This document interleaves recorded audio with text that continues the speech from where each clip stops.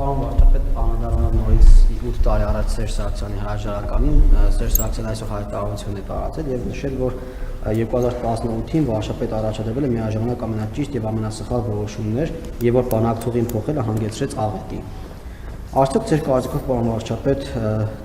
մինչ այդ տարվող բանակցությունները իրականում ապահովում էին Ղարաբաղի անվտանգությունը, թե հենց այդ քաղաքականությունն էր ստեղծել այդ ռիսկերը, որոնք հետո հանգեցրեցին պատերազմի։ Նաև Սերժ Սարգսյանը իր այդ հայտարարության մեջ խոսել է իր տեքստի մասին, որտեղ ասում էր, որ Նիկոլ Փաշինյանը ճիշտ էր, ես սխալվեցի, ու ասում է, որ շահառուներից մեկը, որը խմբագրել էր տեքստը, ու ոխերի ընկերը հետագայում մանիպուլացրել են, պարոն վարչապետ, ճիշտ է, հարցը ուղիղ ձեզ չի ուղղված, Սերժ Սարգսյանին պետք է երևի տանք, բայց քանի որ հիմա հնարավորություն չկա իրեն հարցնելու, ձեզ եմ հարցնում, դուք գիտեք ով է եղել է շահառուն, որը փոխել է տեքստը եւ այն ոխերի ընկերը, որը հետո մանիպուլացրել է։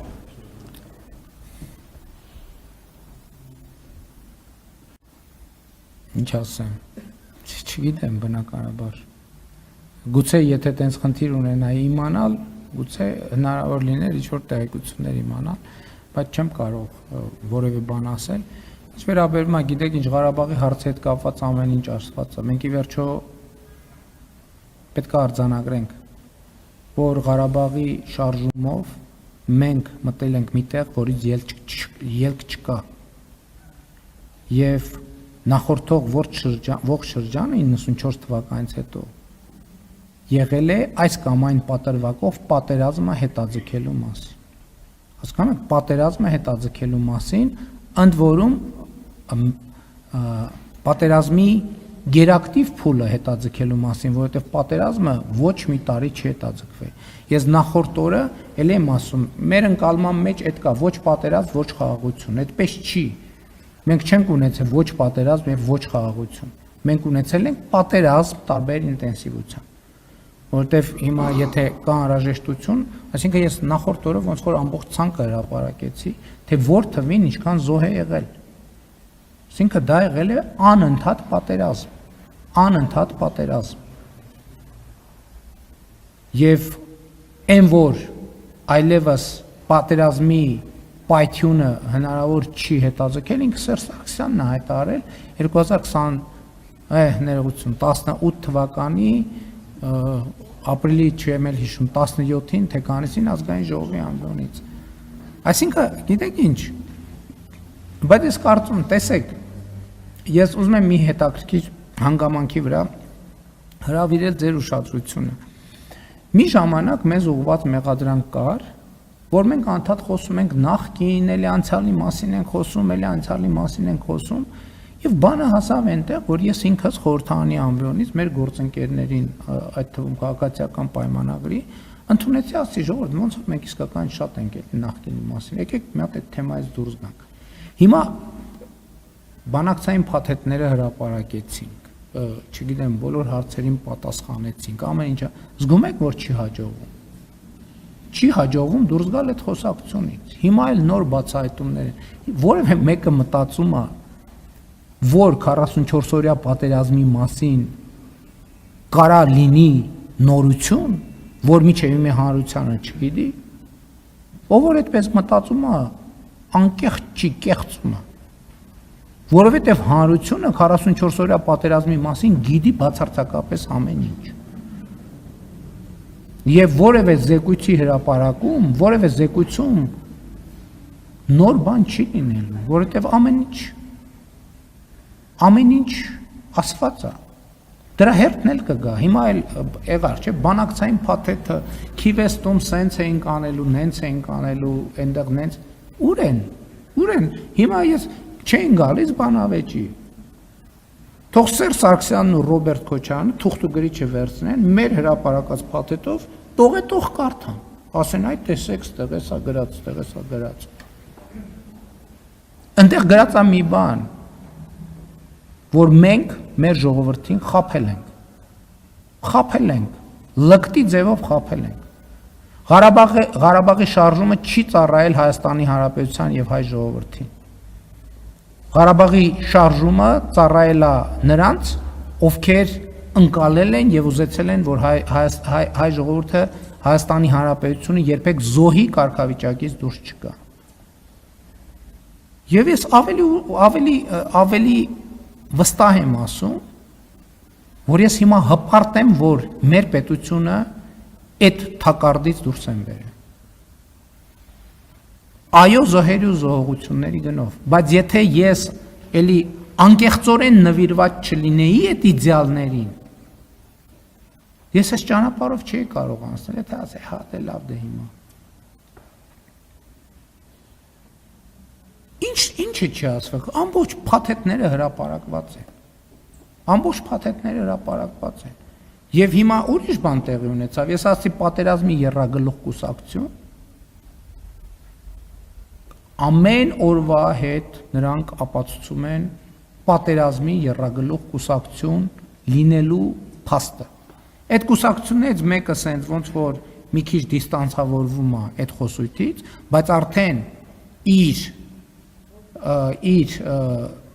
ցուցակի բերումով արդեն չի կարող դիստանցավորվել։ Մի ճամփակ, սիրելի գործընկերներ։ Մեկը։ Բայց մի հատ նայեք ամեն օր ինչ այդ մարդիկ խոսում են Ղարաբաղը հետ բերելու մասին։ Այդ մարդիկ խոսում են, չգիտեմ, կորսված հայրենիքի մասին, վերադարձնելու մասին, վերադարձի մասին, դրանք բոլորը սիրելի քաղաքացիներ, ինչպես ուզում եք ընկալեք։ Այսինքն ընկալել հետևեք։ Հետևեք ինչ են ասում այդ մարդիկ։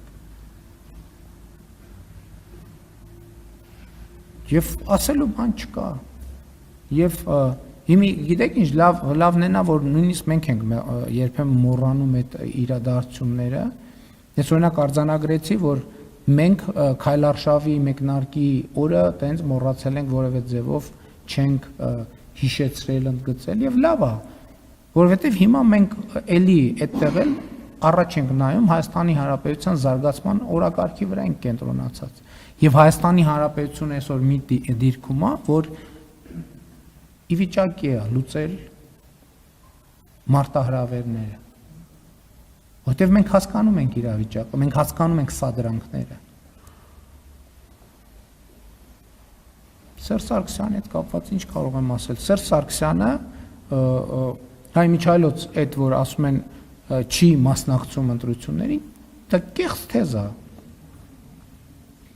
Նախորդ ընտրություններում պատիվ ունեմով էր մասնակցում Սերժ Սարգսյանը, այս ընտրություններում մասնակցում է ուժեղ Հայաստանով։ Նախ հրապարակային հայտարարել է իր աջակցությունը, երկրորդը բոլորը ամբողջ կազմը ձեզ հայտնի Աշոտյանով եւ մյուսներով մասնակցում էին հանրահավաքներին եւ այսօրվա ընտրական գործընթացում նրանք ուզում են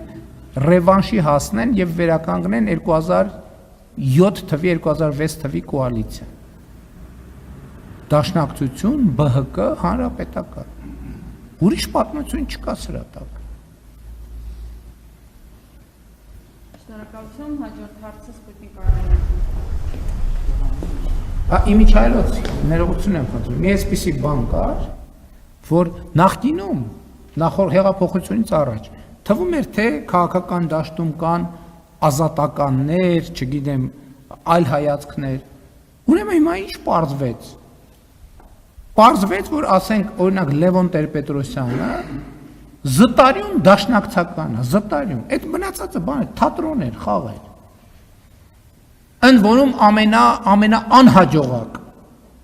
եւ ամենաանհաջող դաշնակցականն է։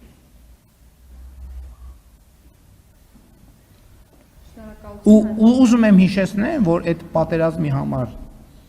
եւ Ղարաբաղի համար դոշ տվողներից ոչ մեկի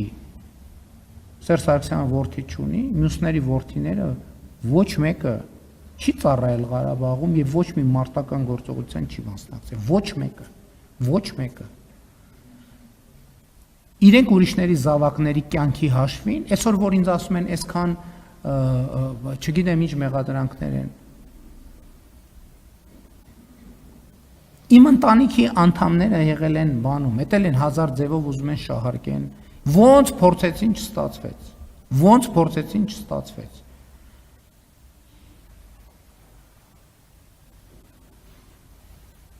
Ես կարծում եմ, որ այս ընտրությունները մեր ժողովրդի համար բացառիկ շանս է,